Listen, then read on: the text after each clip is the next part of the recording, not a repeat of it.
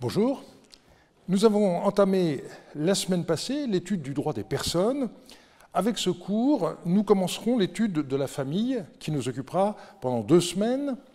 Aujourd'hui, l'enquête portera sur le mariage et 2 de ses corrélats, le divorce et le veuvage. Dans ce genre de domaine, il faut prendre au sérieux les mises en garde des anthropologues. Nous ne devons pas projeter nos propres conceptions sur les sociétés différentes des nôtres, et en l'occurrence donc celles du passé. L'idée d'une égalité entre les genres est à oublier. Dans la haute Mésopotamie du XVIIIe siècle avant notre ère, les femmes étaient bel et bien soumises aux hommes, même si l'on trouve quelques rares femmes en position de pouvoir plus ou moins indépendantes. Il faut tout de suite souligner un autre point. Nos sources concernant le mariage sont totalement déséquilibrées. J'avais indiqué dans le cours introductif que nous ne disposons de pratiquement aucune archive familiale. Dans le livre de Raymond Westbrook sur le mariage à l'époque paléo-babylonienne, qui demeure la référence malgré le temps écoulé, rien ne concerne Marie. Et cela pour une bonne raison. En 1988, quand le livre est paru, on ne disposait d'aucun contrat de mariage provenant de Marie, ou plus généralement de la haute Mésopotamie, et la situation n'a guère changé. La source principale est donc constituée à la fois de lettres et de documents comptables trouvés dans le palais de Marie et ailleurs.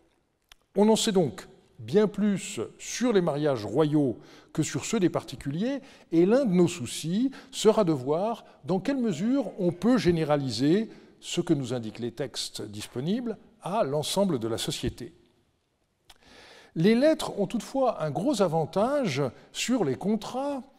Loin de formules toutes faites, elles décrivent de façon parfois très vivante les circonstances des événements relatés.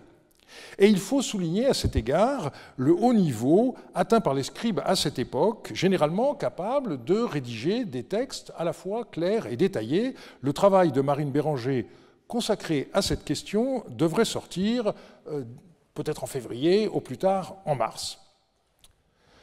Nous commencerons par définir la nature du mariage et la manière dont il était conclu. Dans un second temps, nous examinerons le statut de la femme mariée et nous terminerons par le cas des femmes sans mari, divorcées, veuves et religieuses. Je commencerai par décrire rapidement les principaux mariages qui sont bien documentés de façon que leur arrière-plan historique soit défini dès à présent. Nous verrons ensuite comment se déroulaient les négociations préliminaires au mariage avant de voir comment les mariages étaient finalement conclus. Nous avons évoqué en 2016, lors du cours sur les alliances, le fait que leur conclusion était souvent suivie d'un mariage dynastique, et il nous faut aujourd'hui revenir sur ce point. Le premier roi de Marie que nous connaissions un tant soit peu est Yardounlim, qui régna à la fin du XIXe siècle jusqu'en 1794. Il semble qu'à un moment donné, Yardounlim avait conclu avec Alep une alliance matrimoniale, puisqu'un document postérieur rappelle qu'il eut une épouse originaire du Yamrad. Mais il finit par conclure une alliance avec son puissant voisin oriental, le roi des Shnouna, et il est possible que cette alliance ait été renforcée par un mariage dynastique, vraisemblablement avec l'autre épouse qu'on lui connaît, nommée Gabetoum. Après que Samsi-Adou se soit emparé du royaume de Marie, il installa sur le trône son fils cadet Yasmaradou. Celui-ci était encore très jeune et son père lui choisit comme épouse une fille du roi de Katna, Ishri-Adou. Comme on sait qu'une alliance a uni Samsi-Adou et Ishri-Adou, on peut penser que le mariage de Yasmaradou fut la conséquence de ce rapprochement diplomatique. L'identité de la nouvelle reine a donné lieu à de nombreux débats. On a d'abord cru qu'elle s'appelait Beltoum. Beltoum existe comme nom propre et il est semblable au français reine, avec la même ambiguïté. Et c'est Jean-Marie Durand qui a montré que dans la réalité, il fallait reconnaître le mot Beltoum, reine, lorsqu'il désignait l'épouse de Yasmaradou, et que cette reine venue de Katna s'appelait en réalité Dame Khouratsi. Lorsque Zimrilim monta sur le trône de Marie, c'était déjà un adulte, et il avait déjà des enfants, même si nous ne sommes pas au courant de tous les détails. Yasmaradou, lorsqu'il s'enfuit de sa capitale, ne put emmener de femme avec lui. Et selon la coutume de l'époque, Zimrilim s'empara du harem de son prédécesseur. Dame Khouratsi devint donc une de ses épouses. L'élément marquant est cependant son mariage avec la fille de son allié principal, le roi d'Alep Yarimlim. Ce mariage fut conclu à distance et au milieu de l'année 2 de Zimrilim, la nouvelle reine, nommée Shiptou, arriva au palais de Marie. Enfin, un des dossiers matrimoniaux qui a le plus retenu l'attention, c'est celui des filles de Zimrilim. Plusieurs d'entre elles furent en effet données en mariage à des rois alliés au souverain de Marie, qui étaient tous situés en Haute-Mésopotamie. Le dossier le plus nourri est celui de Shimatoum et Kiroum. Les deux sœurs épousèrent en effet le même homme, Chaya Soumou, roi d'Ilantsura. Certains dossiers montrent comment les rois utilisaient des femmes de leur palais pour renforcer leurs liens avec certains dignitaires de leur royaume. C'est ce que montre cette lettre du temps de Yasmaradou. Un certain Waratsin écrit « Dans la lettre que Monseigneur m'a envoyée, Monseigneur m'a écrit « Pourquoi as-tu écrit à Adou Moubalit ? Tu ne dois pas épouser une fille de Yardunlim. » Monseigneur m'a écrit ainsi. Mais est-ce un fait établi que j'ai dit « Monseigneur lui donne une fille de Yardunlim par manque d'autres femmes nobles ?» Or, présentement, je viens d'écrire à Adou Moubalit, puisque la donnée est agréable à Monseigneur, cette femme, il, c'est-à-dire Adou Moubalit, l'épousera. Que Monseigneur soit informé. Manifestement, on l'a vu, lorsque le palais de Marie tomba aux mains de Samsiadou, la famille royale n'avait pas eu le temps de fuir. Monté sur le trône, Yasmaradou se servit donc des filles de l'ancien roi Yardunlim pour s'attacher des dignitaires de son entourage, mais certains eurent manifestement l'impression qu'on leur donnait des épouses en quelque sorte démonétisées. Et on voit ici comment Waratsin se défend contre les bruits qui étaient parvenus aux oreilles de Yasmaradou. Il n'a nullement déconseillé à Adou Moubalit de refuser l'épouse que le roi de Marie lui réservait. D'autres mariages de hauts dignitaires sont attestés, mais je n'ai pas le temps de rentrer dans les détails. Je mentionnerai seulement le cas de Dourchatoum, une fille de Zimrilim, qui fut donnée en mariage à Yassim Soumou au moment même où celui-ci était élevé à la charge de Chandabakou, une sorte de ministre de l'économie, et la coïncidence des deux faits n'est certainement pas due au hasard. Deux éléments doivent être soigneusement distingués dans les négociations des mariages. D'une part, ce qu'on appelle la dot, c'est-à-dire l'ensemble des biens dont le père faisait présent à sa fille au moment de son mariage, et par ailleurs, ce qu'on appelle en acadien la terchatoum, un présent que faisait le marié au père de sa future épouse. Plusieurs textes montrent sans équivoque que c'est le père du marié qui prenait une fille pour la donner en mariage à son fils. C'est ce que montre, par exemple, cette lettre informant le roi de Marie Zimrilim. « Voici ce que j'ai appris de la rumeur publique. Ishmedagan a conclu la paix avec les Touroukéens, alliance. Il va prendre la fille de Zazia, donc le roi des Touroukéens avec qui il a conclu cette alliance, pour son fils Moutachkour. Ishmedagan a fait porter à Zazia, or et argent, la terchatoum. » Donc, on commence par la question de la dot, en relevant que les termes servant à désigner les biens donnés par un père à sa fille à l'occasion du mariage sont différents selon les contextes. Dans les recueils de lois, c'est le terme shérictoum qui est employé, alors qu'on trouve nudunnum dans les documents de la pratique des royaumes comme Babylone ou Larsa, mais dans la Diyala et en Haute-Mésopotamie, c'est le terme Nidit-Tum qui était en usage. La dot la plus ancienne que nous possédions est encore inédite. Il s'agit d'une tablette à 4 colonnes dont la face a presque complètement disparu. Le revers énumère de la vaisselle, des étoffes et du mobilier, et la tablette s'achève par la mention « tablette de la dot de Tarishmatum ». La date qui suivait est malheureusement détruite, mais le contexte archéologique et l'écriture ne laissent pas de doute. Cette tablette date de l'époque de Yardunlim, et il s'agit sans doute de la dot qu'il attribua à une de ses filles. Nous possédons toute une série d'inventaires de biens constituant la dot de filles du roi Zimrilim. Ces textes ont notamment été étudiés par Bertrand Lafont, Nele Ziegler et moi-même. On en vient à la question de la terratum et au problème général de la nature du mariage. Le mariage était-il un contrat par achat ? C'était la théorie du juriste allemand Paul Kochaker et elle a donné lieu à de nombreux débats.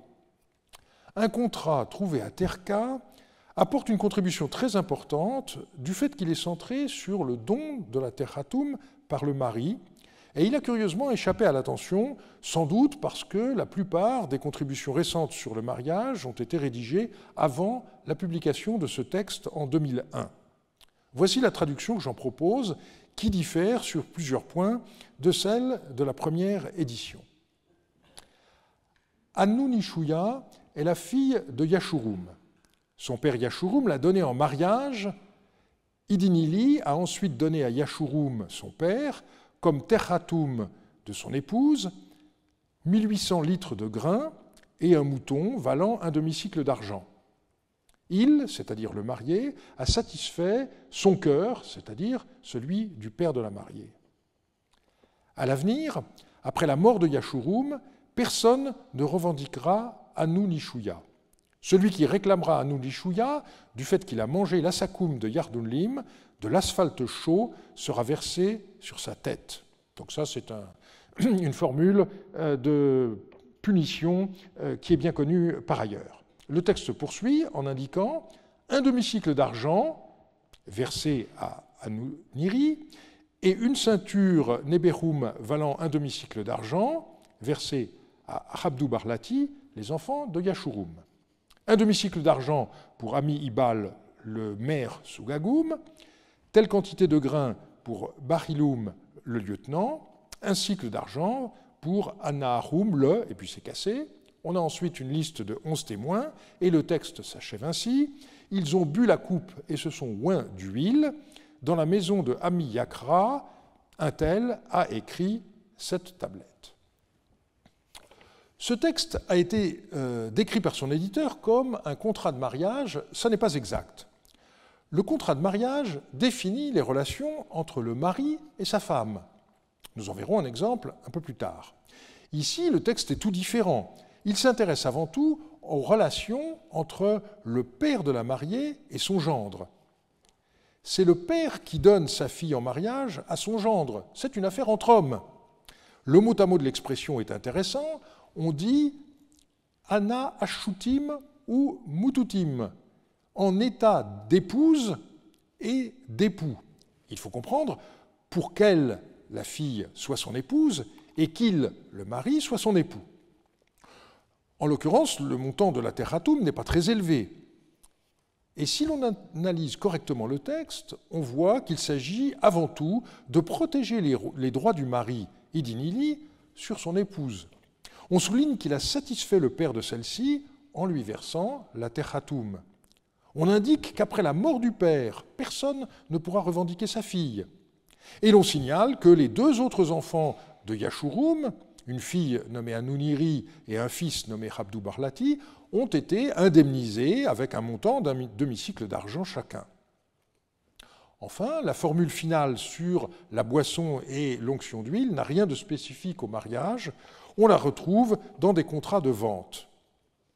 À certains écarts, ce contrat ressemble bien à un contrat de vente, quoiqu'il n'en reprenne pas le formulaire.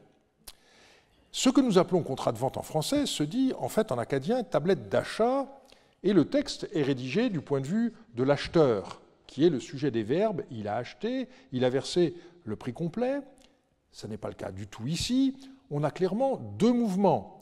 Un don, le don de sa fille par le père à l'époux, et un contre-don, le don de la terratum par l'époux au père de la mariée. Le texte met l'accent sur le caractère irréversible de la transaction, au-delà même de la mort du père, et l'indemnisation versée à la sœur et aux frères de la mariée le souligne. Tout bien pesé, ce texte me semble rétrospectivement donner raison à Raymond Westbrook, dont la théorie sur la terratum, formulée dans sa thèse publiée en 1988, a été ainsi résumée par Sophie Desmarre-Lafont, je la cite, « Selon Raymond Westbrook, la terratum représente un prix versé pour acquérir l'autorité sur la femme et non sa propriété.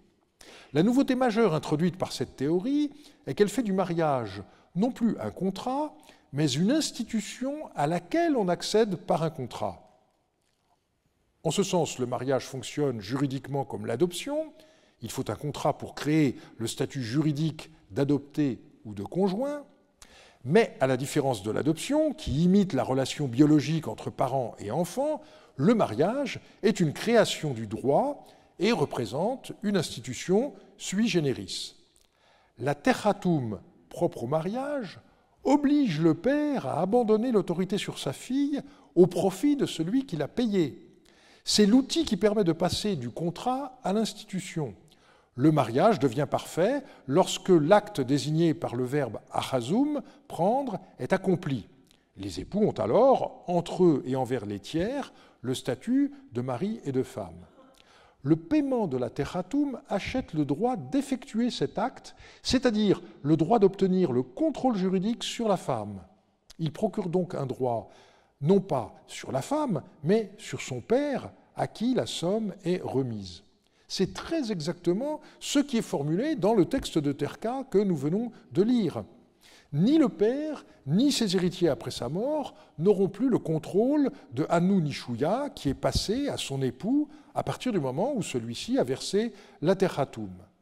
Raymond Westbrook est malheureusement décédé prématurément en 2009, de sorte qu'il n'a pas pu connaître ce document, publié 2 ans plus tard, qui prouve à quel point il avait vu juste. Le fait que le versement d'une terratum donnait un droit définitif au mari sur son épouse est confirmé par une lettre de Radnurabi, roi de Katara, à Zimrilim. Je cite, « L'homme porteur de la présente tablette a épousé la jeune dame Tadalatum. Pour sa terratum, il a donné une servante et 4 cycles d'argent en présence de Tabsharumma, de Zukanum, le marchand, et de Haklu Bahli. Écoute son affaire, rends-lui justice selon la déclaration de ses témoins et libère son épouse, c'est-à-dire rends-la-lui. » On ignore pourquoi la jeune Tadalatum se trouvait dans le royaume de Mari. Elle avait vraisemblablement été faite prisonnière lors d'une guerre qui venait de s'achever, comme le montre la suite de la lettre, et le roi, Radnurabi, demande donc l'intervention du roi de Mari pour régler l'affaire. Une lettre du roi de Karat, Yamsi Radnu, au roi d'Apum, Tilabnu, découverte à Tel Leilan, nous montre que la terratum pouvait être rendue à un homme si son épouse lui était reprise. Je cite cette lettre, « L'épouse de Haritawar, homme de Nilipshinum, n'avait pas été vue depuis 3 ans, mais à présent elle a été vue avec Tahé, homme de Kiran. Haritawar a repris son épouse, mais Tahé a parlé ainsi, « J'ai versé 15 cycles d'argent de terratum à Awishtullah, homme de Shubatenlil, manifestement le père de la femme. » Et la lettre reprend, « Donne un ordre afin qu'on lui rende l'argent qu'Awishtullah a pris, de sorte qu'il ne soit pas lésé. » Tahé risquait en effet d'être victime de la situation. Il ignorait manifestement que le premier de mari de la femme qu'il avait épousée était toujours en vie, et il avait versé la terratum à Awishtullah, manifestement le père de son épouse. Le premier mari ayant fait valoir ses droits sur son épouse, le second mariage est annulé et la terratum doit être rendue au deuxième mari. Alors ce cas est intéressant parce qu'il n'est pas traité dans le code de Hammurabi où l'on envisage seulement la disparition du mari, jamais celle de la femme. Nous possédons des indications précises sur le montant de la terratum donnée au père de cette reine. Celle qui était destinée au roi de Katna fit l'objet de plusieurs lettres qui nous montrent à quel point ces négociations étaient parfois terre à terre. Samsiadou commence par indiquer que la terratum donnée à Ishriadou se montait à 4 talents d'argent. La somme est considérable. Mais il ajoutait que le père devait donner à sa fille une dot de 10 talents d'argent, ainsi que des étoffes pour une valeur de 15 talents d'argent. Et Samsiadou estimait donc que l'affaire était bonne. 4 talents d'argent à débourser, mais une bru qui arrivait avec une dot valant plus du triple. Il présenta cependant l'affaire dans une autre lettre d'une manière assez étonnante. « Je vais prendre pour toi, écrit-il à son fils Yasmaradou, la jeune fille, fille d'Ishriadou. La maison de Marie a du renom, tout comme la maison de Katna a du renom. La terratum est faible, elle fait honte à donner. 5 talents d'argent de terratum doivent être donnés à Katna. » Le début de cette lettre confirme ce que nous avons déjà vu, c'est le père du marié qui choisit pour lui une épouse, mais Samsiadou insiste ensuite sur le fait que les deux royaumes sont de même niveau. Il existe encore d'autres lettres décrivant en détail la manière dont cette terratum devait être réunie. On voit qu'il s'agit de biens en nature dont la valeur en argent est à chaque fois estimée. Nous avons la chance de disposer de l'inventaire de la terratum qu'Askoudoum apporta à Alep pour conclure le mariage du roi Zimrilim avec Shiptou, la fille du roi d'Alep. Malheureusement, la tablette est en mauvais état, de sorte que nous ne possédons pas le total de l'estimation en argent des biens en nature qui furent convoyés jusqu'à Alep. On voit qu'il s'agit de bijoux, de vases, de vêtements, de gros et de petits bétails. La remise de la terratum était un moment crucial. À l'époque de Zimrilim, le roi de Katna désira que son fils épouse une princesse originaire de Kabra, à l'est du Tigre.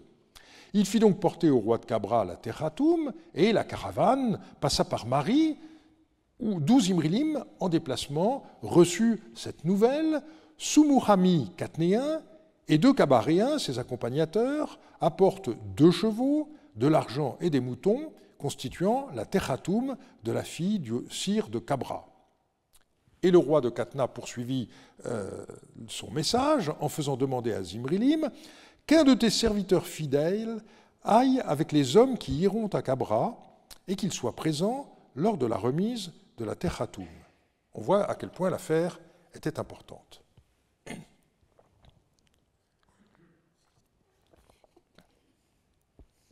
On était jusqu'à présent dans la première phase de ce que Driver and Miles avait appelé mariage incoatif. Le mariage se concluait en effet en 2 étapes. Une fois l'accord passé entre le père de la mariée et l'époux, et concrétisé par le versement de la terratum, le mariage n'était pas encore parfait. Il fallait définir les relations entre l'époux et sa femme, ce qui se faisait de 2 manières. Ces relations étaient formalisées par un contrat en bonne et due forme, mais qui n'était mis par écrit que dans des circonstances particulières, suivait une cérémonie dont les rites, qui demeurent assez mal connus, ne semblent pas avoir été uniformes. Nous ne possédons que fort peu de contrats de mariage pour la Haute-Mésopotamie du XVIIIe siècle, mais cette situation documentaire n'est pas propre à cette région.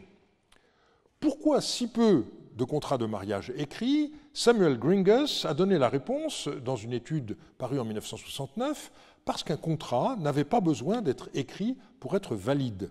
Seules les situations particulières entraînaient la nécessité d'un contrat écrit. Tel est le cas d'un contrat de mariage de Marie encore inédit. On y retrouve les clauses habituelles des relations entre époux, mais la situation se complique par le fait que l'épouse possédait 2 servantes qui sont données au mari. Je cite ce texte. Ramatum est l'épouse de Balou Ishtar, Deritum Lamacha et Umum Kaabi, Ces servantes, à elle la femme, ont été données à Balou Eshtar. Elles auront les mêmes haines et les mêmes amitiés qu'elle. Si Balou Eshtar dit à Ramatoum « Tu n'es plus mon épouse », elle prendra de ses 2 servantes et de son fils et s'en ira. Mais si Ramatoum dit à Balou Eshtar « Tu n'es plus mon époux », Ramatoum mourra, elle ne vivra plus. Si Kishitum Lamacha, c'est une erreur pour Deritum Lamacha, et Umum Kaabi disent à Ramatoum « Tu n'es plus notre maîtresse », on les rasera et on les vendra comme esclaves. On regrette les lacunes du texte qui ne permettent pas d'être sûr de tous les aspects de l'accord, du moins voit-on clairement la dissymétrie de relations entre les époux, et c'est une généralité, le mari peut répudier son épouse alors que l'inverse n'est pas vrai, nous y reviendrons. Si l'épouse a des velléités de rompre le mariage, elle est passible d'une peine de mort.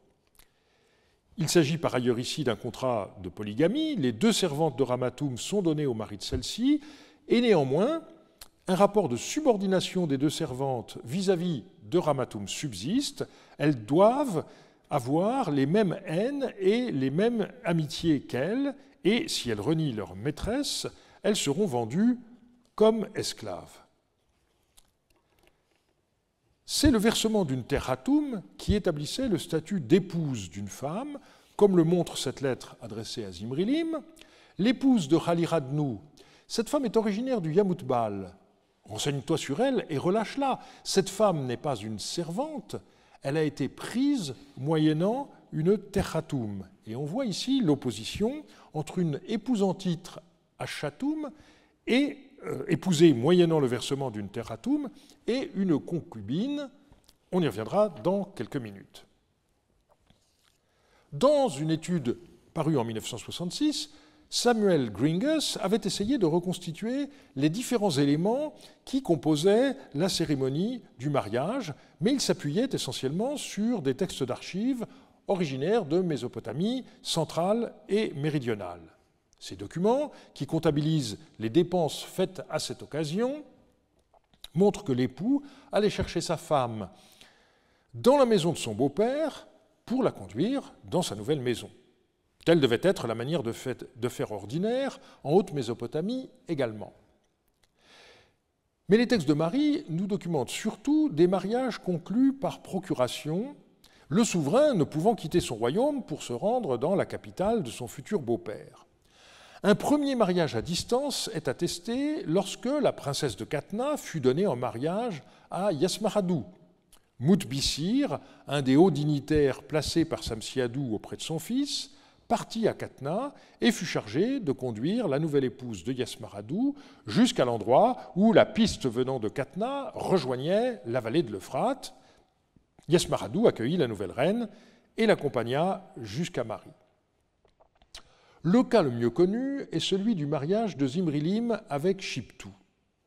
Le roi de Marie ne put se rendre en personne à Alep pour son mariage avec la fille du roi Yarimlim et de son épouse Gachéra, et c'est d'ailleurs parce que Zimrilim ne fit pas le voyage jusqu'à Alep que nous possédons une description de ce qui se passa, bienheureuse absence qui nous a valu un tel dossier. Ce fut un duo qui se rendit dans la capitale syrienne. Il était formé par le chef de musique Rishia et le devin Askoudoum, 2 des plus hauts personnages de l'État.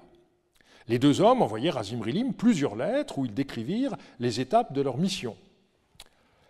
Ils indiquèrent d'abord qu'étant bien arrivés à Alep, ils eurent un entretien avec le Premier ministre, Shimroum. Celui-ci se déclara prêt à plaider leur cause, mais réclama en contrepartie qu'on lui envoie en cadeau une musicienne. Puis le roi d'Alep, Yarimlim, accorda une audience aux 2 envoyés. Il leur indiqua qu'il fallait faire vite car sa mère était gravement malade. Rishia et Askoudoum apportèrent donc un présent, dit bibloum, puis ils mirent un voile sur la future épouse. Sur ces entrefaites, la reine-mère mourut et pendant les 2 semaines de deuil, rien ne se passa. Puis Rishia et Askoudoum donnèrent à nouveau des présents à Yarimlim, à son épouse Gachéra et aussi à leur fille Shiptou, à la grande satisfaction du roi d'Alep. Et enfin, le cortège nuptial, ce qu'on appelle Hadesh Shum en acadien, partit pour Marie, et on peut suivre en détail sa progression le long de l'Euphrate. Le gouverneur Sumuradou était inquiet de troubles qui auraient éventuellement pu être provoqués par les nomades yaminites, mais finalement, la nouvelle mariée arriva à Marie sans problème. Une fois le mariage définitivement conclu, quel était le statut de l'épouse? Nous allons d'abord poser la question du nombre de femmes qu'un homme pouvait avoir simultanément. Nous aborderons ensuite le problème du lieu de résidence de la femme mariée, avant de voir quelles contraintes pesaient sur elle et la marge de manœuvre dont elle disposait. Les rois avaient plusieurs épouses, mais une seule parmi elles avait le titre de reine, Beltoum ou Charratoum. Il existait par ailleurs, j'y ai déjà fait allusion, des épouses secondaires et des concubines. Dans une lettre de Samsiadou à Yasmaradou, le grand roi rappelle à son fils le cas scandaleux de Yardounlim pour le mettre en garde. Yardounlim aimait ses musiciennes au point qu'il fit habiter Gabetoum et la Yamradéenne, ses épouses, en dehors, sous-entendu, du palais de Marie. Nélé-Ziegler a montré que les musiciennes étaient souvent des concubines du roi. La conduite de Yardounlim privilégiant les concubines sur les épouses en titre n'était manifestement pas conforme aux usages recommandés par Samsiadou. C'est pour Zimrilim que nous avons, et de loin, le plus d'informations. Elles ont été réunies par Nélé-Ziegler dans son ouvrage sur le harem de Zimrilim. Les listes de distribution montrent que toutes les épouses de Zimrilim étaient de sang royal, mais qu'existait entre elles une hiérarchie. Seules les deux premières, Damrouratsi et Shiptou, étaient considérées comme des Achatoum.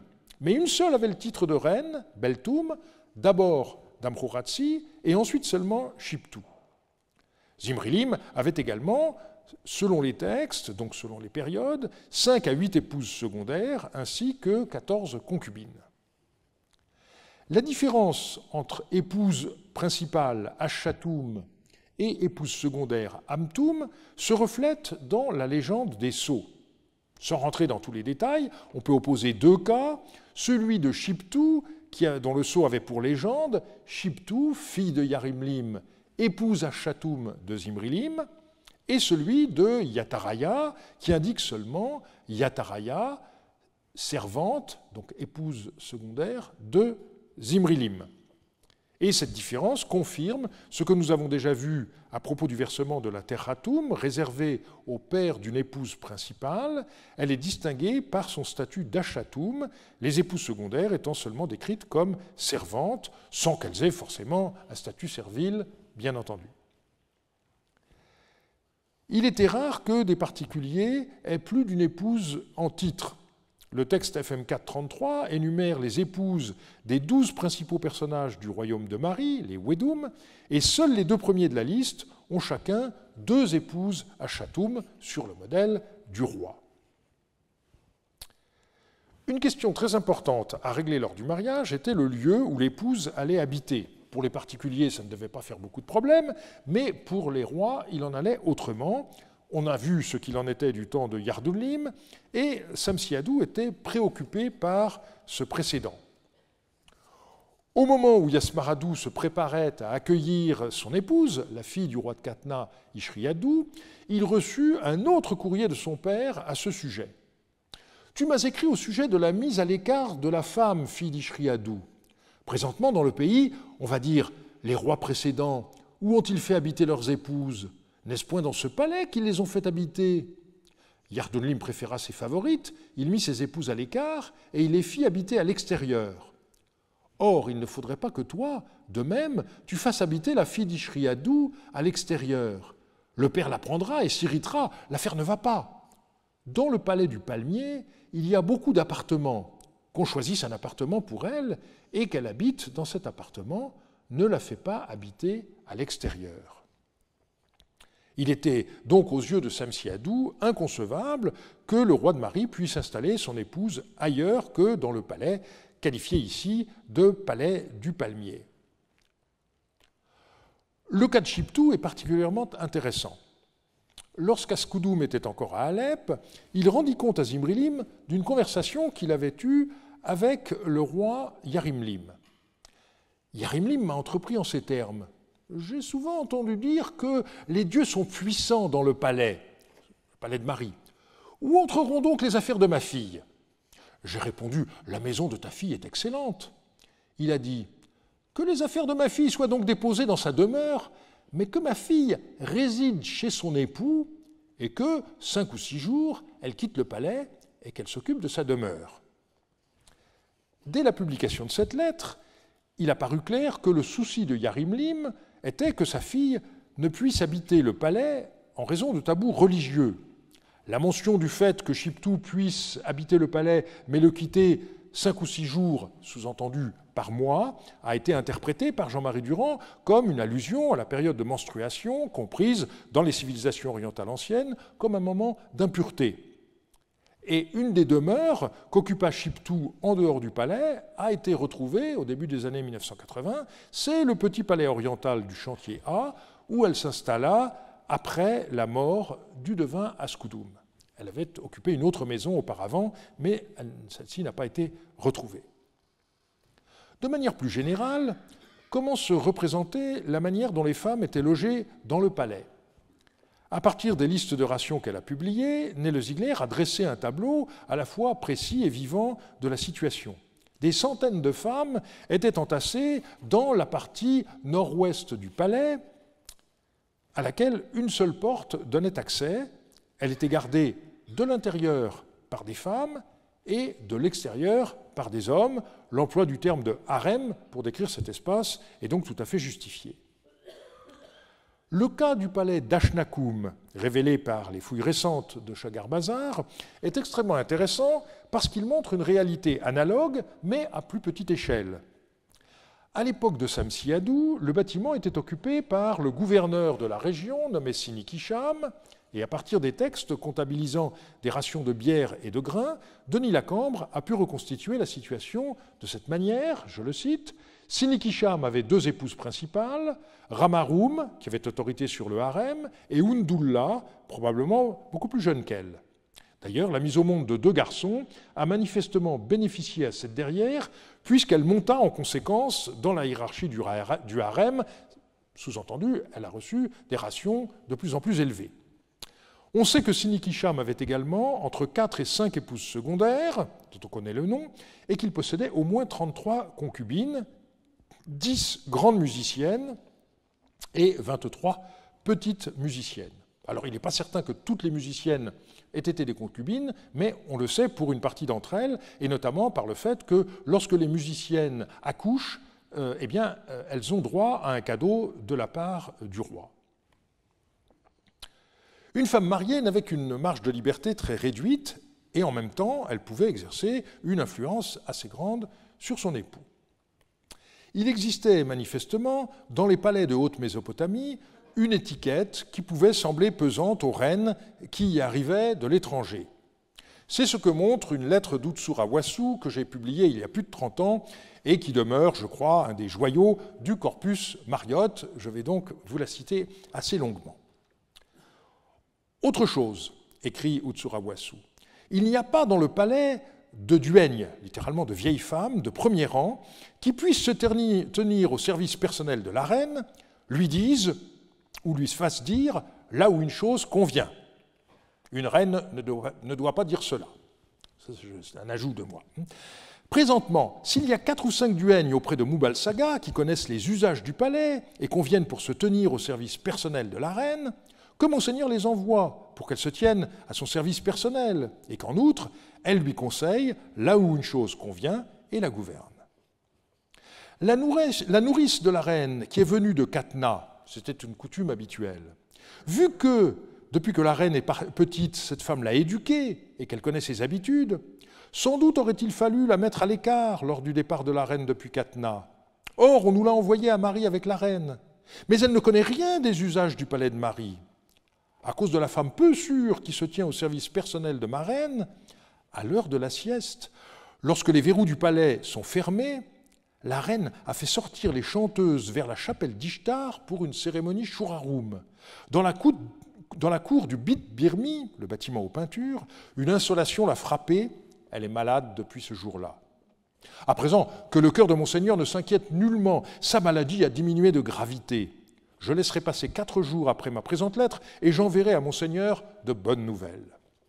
Alors vous voyez, Kutsurawassu, responsable du palais en l'absence de Yasmaradou, parti en campagne militaire, tenait avant tout à dégager sa responsabilité dans la maladie de la jeune reine. Et il est vrai qu'en été, il est très imprudent de rester en plein soleil à l'heure de la sieste. Le climat de Marie n'est pas le même que celui de Katna en Syrie occidentale. Il faut prendre en compte la disposition des lieux. L'incident se déroula dans ce que les archéologues désignent comme la cour 131, en dehors du périmètre où les femmes pouvaient se déplacer librement, ce harem qui est donc au nord-ouest du palais. Et Utsurawassu précise que les verrous étaient mis à la porte du palais.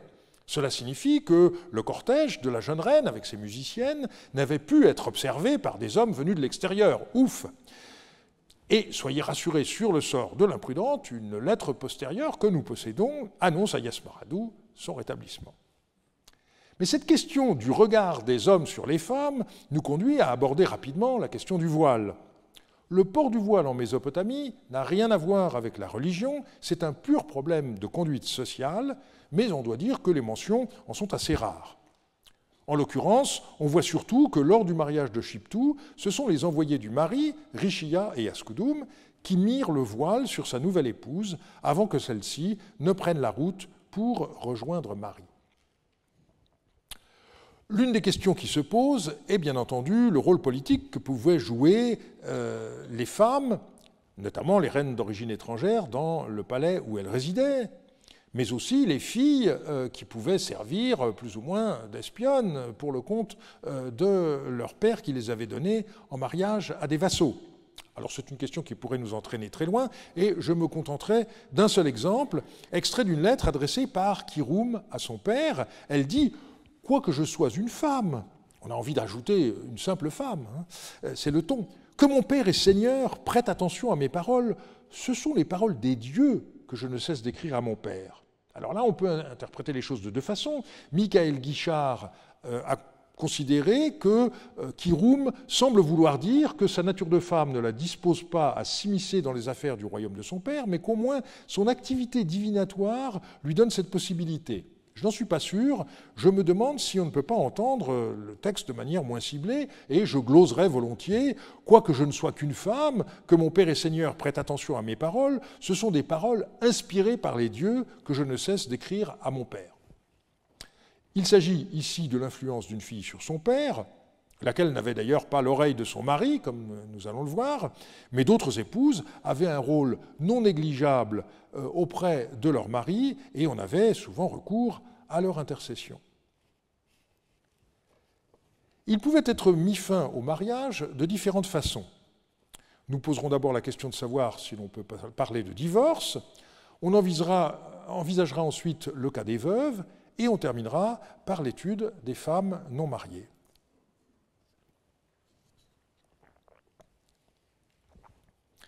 Du point de vue juridique, on peut définir la répudiation comme le pouvoir unilatéral reconnu par la coutume au mari de rompre les liens du mariage. En France, de nos jours, la répudiation n'est pas reconnue par les tribunaux, car une telle décision est contraire au principe d'égalité des époux qui ne peuvent se séparer qu'en divorçant. Vu ce que nous avons examiné de l'inégalité foncière entre hommes et femmes dans le mariage mésopotamien, il est clair qu'il ne peut être question de divorce. Et nous allons voir en détail le drame que vécut la princesse Kirum. Donc, mentalement, transportez-vous dans le palais du roi Hayasumu à Ilansura. Je ne saurais pas vous dire où c'est, mais c'est quelque part en Haute-Mésopotamie, pas loin de Shubat-Enlil. Et donc, vous vous rappelez que le roi local, vassal de Zimrilim, avait reçu 2 filles de Zimrilim comme épouses. D'abord, une fille nommée Shimatum, et puis quelques années plus tard, comme le roi de Mari souhaitait renforcer son alliance avec Hayasumu, il lui donna une 2e fille en mariage nommée Kirum. Très mauvaise idée. Rapidement, les relations entre les deux sœurs se sont envenimées. Et on possède à la fois des lettres de Shimatum et des lettres de Kirum, et aussi des lettres du chef de la garnison mariotte stationné sur place, nommé Yamtsum, et qui, dans la bagarre, prit le parti de Kirum. Finalement, Kirum obtint ce qu'elle souhaitait, être répudiée par son époux. Et elle écrivit à son père cette lettre exaltée: « J'en ai assez de la vie, à force d'entendre les propos de Shimatum. Si mon seigneur ne me ramène pas à Mari, je courrai à l'instant me jeter du toit. Que Yarim Dagan expose toute l'affaire au Seigneur. Je suis allé trouver moi-même Rayasumu. Tu es assurément un roi. Qui suis-je, moi, la servante d'un particulier? » Donc vous voyez comment elle se rabaisse. Servante, ça veut dire qu'elle est une épouse secondaire, et elle n'est pas l'épouse secondaire d'un roi, mais d'un simple sujet. À force de supporter cette situation, j'en ai assez de la vie. Que mon père m'envoie un message pour qu'on me ramène à Mari, je ne désire plus une situation de premier plan. À présent, puisses-tu être en vie pour moi. Alors, Rayasumu a tranché la frange de mon vêtement par devant les rois en disant « Va-t'en à la maison de ton père, j'ai détourné les yeux loin de la face de mon épouse. » Et donc ici, on a l'une des seules descriptions d'un acte de répudiation. On coupe la frange, ce qui est le geste inverse de ce qui est attesté dans les cérémonies de mariage où l'on noue ensemble les franges des époux. C'est l'aboutissement de mois de tension. Kirou fait, nous dirions aujourd'hui, un chantage au suicide. Elle menace de se jeter du haut du toit si elle n'est pas reconduite auprès de son père à Mari, et elle déclare à son époux qu'elle en a assez de la vie, et donc finalement, Rayasumu cède. Dans une étude parue en 2019, Nele Ziegler a établi des statistiques sur la répartition de la population féminine dans 5 localités du royaume de Mari. L'échantillon est assez limité, 219 femmes, mais le pourcentage est assez semblable d'un endroit à l'autre. Sur les 189 femmes dont le statut est lisible sur la tablette, on compte 76% de femmes mariées, près de 13% de veuves et plus de 9% de femmes consacrées. Autrement dit, près d'un quart de ces femmes vivaient sans être sous la coupe d'un mari ou d'un père, ce qui n'est pas un chiffre négligeable. Alors, il arrivait que sans divorcer, un mari décide, enfin sans répudiation, pardon, un mari décide de quitter femme et enfants pour aller chercher fortune ailleurs. C'est, par exemple, le cas d'un certain Lipit-Enlil. Ibi Ilabrat, qui était le chef de musique de Samsiadou, écrivit au roi de Mari Yasamaradou cette lettre. Lipit-Enlil se plaint à Monseigneur sans raison quand il dit « Ma famille est retenue. Il y a 4 ans à compter de cette année, après avoir été à même de nourrir sa famille, il s'est levé et il est parti. » Sous-entendu, il est parti à Mari auprès de Yasmaradou. « J'ai amené sa femme et ses enfants au palais, c'est-à-dire au palais de Shubat-Enlil, et jusqu'à aujourd'hui, ils n'ont cessé de recevoir rations de grains, rations d'huile et rations de laine. » Et là, l'auteur de la lettre fait un rappel de la situation. « Lipit-Enlil s'était approché de moi pour obtenir protection. Je l'avais relevé et lui avais donné la maison et l'épouse d'Akshaya, le musicien. Ayant croqué tout ce que je lui avais donné, il s'est levé et s'est enfui. À présent, j'ai convoqué son épouse en présence du messager de Monseigneur, et je lui ai dit « Où sont donc la domesticité, le gros bétail, les ânes et les moutons que ton époux t'avait laissés ?» Elle a répondu « Il ne m'a rien laissé. C'est par respect pour Monseigneur que j'expédie maintenant son épouse, que Monseigneur lui demande ce que Lipit-Enlil lui avait laissé. » Alors cette lettre n'est pas un modèle de clarté. On a l'impression que Ibi Labrat est tellement énervé par l'attitude de Lipit-Enlil qu'il a du mal à raconter l'histoire. Je soupçonne que cette lettre a été dictée. En suivant Nele Ziegler, qui a édité cette missive, on peut reconstituer l'affaire ainsi. Lipit-Enlil était le fils d'un musicien de Shubat-Enlil qui s'appelait Ilietar. Il avait vraisemblablement reçu les premiers éléments de sa formation dans le cercle familial, et puis il avait poursuivi ses études à Shubat-Enlil sous les ordres d'Imgur Shamash. Et une fois sa formation achevée, Lipit-Enlil a d'abord été installé dans un poste par le chef de musique de Shubat-Enlil et pourvu d'un domaine. Ce moment de sa vie est narré par Ibi Labrat en ces termes. Lipit-Enlil s'est approché de moi pour obtenir protection, je l'avais relevé, et lui avait donné la maison et l'épouse d'Akshaya le musicien. Cet Akshaya, inconnu par ailleurs, était sans doute alors décédé, et donc Ibi-Labrat, en offrant à Lipiten-Lil la maison et l'épouse d'Akshaya, à la fois réglait le sort de son protégé et en même temps celui de la veuve. Mais Lipiten-Lil dilapida les biens qu'il avait reçus et décida de quitter le service de Samsiadou pour partir à Mari. On sait que la vie était beaucoup plus joyeuse à la cour de Yasmaradou, ce cas n'est pas isolé. Ibi-Labrat, en tant que chef de musique, dut prendre soin de l'épouse de Lipiten-Lil et de leurs enfants, et puis au bout de 4 ans, Lipiten-Lil se plaignit à Yasmaradou que sa famille serait soi-disant empêchée de le rejoindre. Et c'est ça, manifestement, qui provoqua l'indignation d'Ibi-Labrat. Il avait donné un domaine complet à Lipiten-Lil que celui-ci avait dilapidé. Il avait ensuite pourvu à la subsistance de sa femme et de ses enfants délaissés. Et Lipiten-Lil a le culot de se plaindre à Yasmaradou que sa femme et ses enfants sont retenus par Ibi-Labrat. Alors, ce qui est dommage, c'est que, comme dans beaucoup de cas, on a la lettre de plainte, mais on ne sait pas finalement comment l'affaire a été réglée, donc je vous laisse imaginer la suite. L'histoire suivante est celle d'une fille de Zimrilim nommée Inibshari.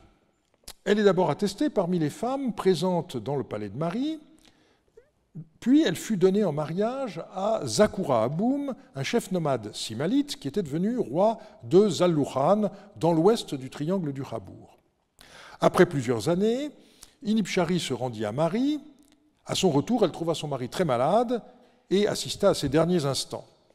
C'est alors que les membres de l'ancienne famille royale locale en profitèrent pour revenir en force. Inibshari fut expulsé du palais et finalement, un groupe de soldats mariotes vint la récupérer et l'installa dans la ville garnison de Nahour, à quelque distance de là. Zimrilim profita de cette circonstance pour la donner en mariage à un autre de ses vassaux, Ibaladou d'Ashlaka. Et de façon très intéressante, on relève la mention d'une terhatoum lors de ce remariage, versement qui est rarement attesté dans un tel contexte. Pendant quelques années, la vie d'Inibshari fut sans histoire, mais la situation se gâta avec l'arrivée des Élamites dans la région en l'an 11 de Zimrilim. Ibaladou sentit alors le vent tourner et se détacha du parti du roi de Mari, ce que son épouse ne semble pas lui avoir pardonné. Une séance de conciliation eut lieu à Mari, mais les époux revenus à Ashlaka ne se rapprochèrent pas, au contraire. Ibaladou bannit Inibshari à Nahour et celle-ci s'en plaignit en disant « Depuis que j'ai quitté mon seigneur, donc son deuxième mari, Ibaladou, je suis privé de nourriture et de bois de chauffage, mon affliction est plus grande que jamais. » Inibshari souhaitait revenir à Mari, mais son père ne céda pas. Elle dut retourner à Ashlaka, donc auprès de son second mari. Mais là, une mauvaise surprise l'attendait. Sa place de reine était désormais occupée par une autre. Et elle écrivit à son père une lettre assez poignante. « J'ai écrit au moins 2 fois chez mon seigneur, donc son père Zimrilim, au sujet de mon affliction. Il m'avait répondu « Va, entre à Ashlaka, ne me désobéis pas, va !» Voilà ce qu'il m'avait écrit. Maintenant, je suis entré à Ashlaka et j'ai encore plus de sujets d'affliction.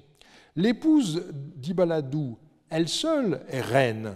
Et les envois de la ville d'Ashlaka et des différentes cités, c'est toujours cette femme qui les reçoit. Quant à moi, il m'a placé à résidence dans le harem et il me fait tenir les jougs dans mes mains comme une simplette. C'est toujours devant la femme, son épouse, qu'il prend sa nourriture et sa boisson. Il se comporte tel un ennemi de mon seigneur. Il faut que mon seigneur m'envoie ses serviteurs pour me ramener chez lui, de sorte que je revoie son visage.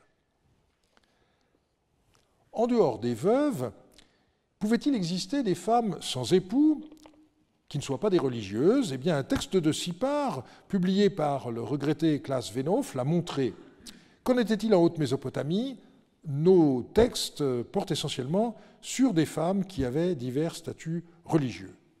Alors, une des difficultés qu'ont les assyriologues, c'est qu'il faut surmonter le problème constitué par les différences régionales de vocables pour certaines réalités. On l'a vu tout à l'heure avec les différents termes pour désigner la dot, et la même remarque s'applique aux mots employés à propos des femmes consacrées que nous rendons généralement dans les traductions par prêtresse. Et le problème se complique encore, puisque dans certains cas, nous avons des titres religieux qui sont connus seulement sous forme d'idéogrammes, dont la lecture en acadien n'est pas toujours assurée. En mai 2019, Thomas Römer a organisé ici même un colloque sur le thème « Reine, prêtresse, prophétesse et autres dans le Proche-Orient ancien ». Les actes ne sont pas encore parus, mais vous pouvez voir sur la toile la communication de Nele Ziegler sur une femme nommée Kunshim Matum, qui était fille de Samsiadou et qui fut prêtresse du dieu Dagan à Terka, autrement dit la plus importante position religieuse possible pour une femme dans le royaume de Marie.